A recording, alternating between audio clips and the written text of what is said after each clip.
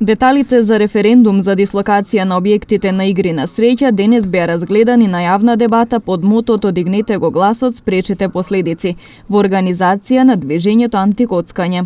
Референдумот нема да биде облигативен, но ако истиот се спроведе и во другите општини, тогаш ќе се прати порака дека граѓаните се против вакви објекти во нивното место на живење, велат учесниците на дебатата. Сите сме сведоци дека ситуацијата е алармантна со објектите на игри на среќа. Не се работи само за Тетово, туку се работи за цела држава во која што живееме.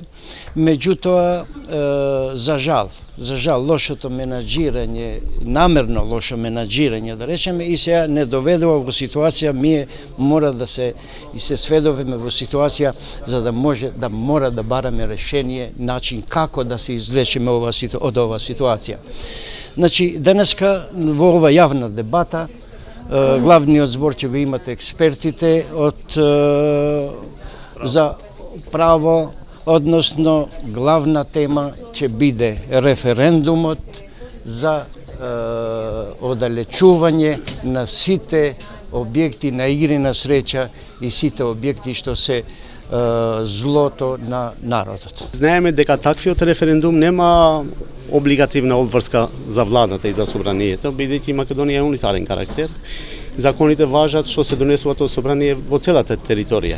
Свесни сме за тоа.